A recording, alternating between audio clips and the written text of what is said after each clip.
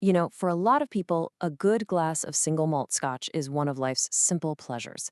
But what if I told you that if you keep kosher, that simple pleasure is, well, anything but simple? Today, we are diving deep into the surprisingly complicated world of kosher whiskey. For a long, long time, the answer to that question was a pretty straightforward yes. But then, in 1986, a single law passed in Spain changed everything. And I mean everything. Suddenly, the kosher status of your favorite scotch was thrown completely up in the air. So, how in the world did we get here? Well, here's our game plan for this explainer. We'll start with the classic permission that everyone used to rely on. Then we'll look at the huge shift in how casks are made that just turned the industry on its head. We'll get into the Jewish legal debate, run the numbers, see what modern rabbis are saying, and finally, figure out what this all means for you. All right, let's kick things off with how it used to be, the old school consensus, the classic permission. See, before the 1980s, it all came down to the casks. Distilleries used these old, dry transport casks that were basically just shipping containers for sherry. Think of them like a delivery truck. They'd been used, often rinsed out, and there was very little sherry flavor left to give. From a Jewish legal or halachic perspective, their influence was so tiny it was basically a non-issue. Now here's the wild part. The foundational ruling that many people leaned on for scotch wasn't even about scotch. It came from around 1948 when the legendary Rabbi Moshe Feinstein was asked about American blended whiskey. He allowed it, but he added a little note saying that a Baal Nefesh, basically someone who's extra careful, might want to be stringent. And for decades, that was the baseline. But then the music stopped. This is where our story takes a hard turn. Section 2, a fundamental cask shift. And here it is, the single event that flips the entire script. In 1986, Spain passed a law saying all sherry had to be bottled in Spain. This meant that overnight, the supply of old, empty transport casks to Scotland just vanished. Gone. Distilleries had a full-blown crisis on their hands and had to invent a whole new way of getting casks, ordering them custom-made and freshly seasoned. And the difference between the old and new casks is just night and day. We went from old, dry, mostly neutral containers to brand spanking new casks that are intentionally soaked in sherry and shipped wet for the specific purpose of creating a dominant flavor. This isn't just a small tweak, folks. It's a completely different animal. How different are we talking? Well, get this. Dr. Bill Lumsden of Glenmorangie, a total legend in the industry, estimates that a modern fresh sherry cask can be responsible for up to 75% of the whiskey's final flavor. So you see, we're not talking about some tiny background note anymore. The sherry cask is the main event. Okay, so to really get why this is such a big deal, we got to dive into a little bit of Jewish law. Don't worry, I'll give you the quick and dirty legal toolkit you need to follow along. At the heart of all this is a concept called stam yanam. It literally means ordinary wine made by a non-Jew. The ancient rabbis forbade drinking it as a way to prevent assimilation. And since sherry is a type of fortified wine, boom, that's our starting problem. So what happens if a little bit of something forbidden falls into a big pot of something that's totally fine? Well, that's where this idea of batel, or nullification, kicks in. Think of it like a single drop of food coloring in a giant swimming pool. At a certain point, it's considered gone. The key ratios to remember are 1 part in 6 and the much tougher one, 1 part in 60.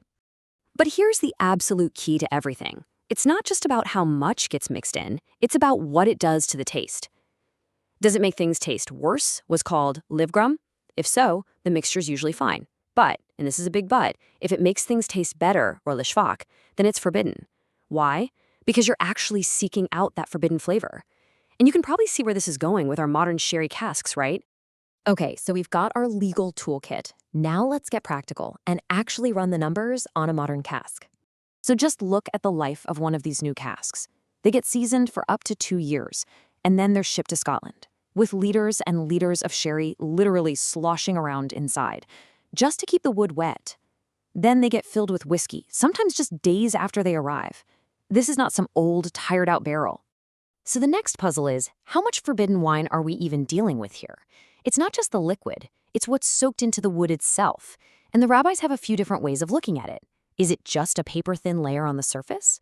Or is it the part of the wood that's actually stained, which is a bit deeper? Or, in the most stringent view, do you have to count the entire thickness of the wood? So let's do the math using that super strict 1 to 60 nullification rule. The results are, well, pretty stark. If you only look at the wine soaked in the wood, you might be able to squeeze by on the most lenient model. But the second you factor in all that liquid sherry that's still in the cask, look at this. It's a complete wipeout. Every single model fails. The whiskey is a no-go.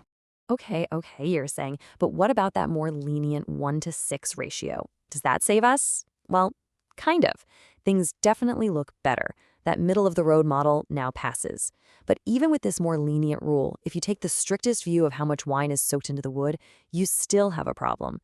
And this whole issue gets even trickier with smaller casks, where you have more wood for less whiskey.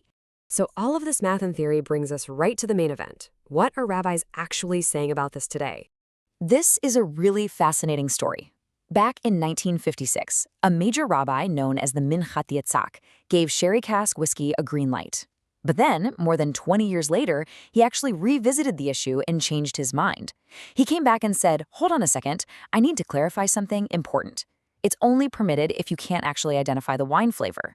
And that clarification is a huge deal for the powerful, flavor-forward whiskeys we drink today. Now, there's another major viewpoint out there, and it's a total game changer. It comes from Rav Asher Weiss, and his argument is basically, look, the ancient sages made a blanket rule centuries ago that stuff aged in wine casks has a negative taste, and that's the rule, period. It doesn't matter what a modern distillery manager tells you. Of course, the pushback is pretty strong, right? People say, come on, the sages were talking about a totally different kind of barrel back then. So what does this all mean for the bottle on the shelf? Well, today's rulings are getting way more specific. You have major authorities drawing lines in the sand.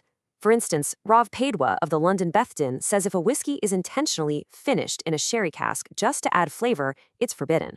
And Rav Weissmandl in Monsey takes it a step further, basically saying that once sherry cask whiskey makes up more than about a third of the bottle, the wine taste is just too obvious. All right, let's wrap all of this up and figure out what it means for you, standing in the liquor store, trying to pick out a bottle. Section 6, your next glass of scotch. At the end of the day, here's the practical bottom line for most of the big kosher agencies. Your standard, everyday, blended scotch, it has so little sherry cask influence, you're probably okay. But those fancy single malts?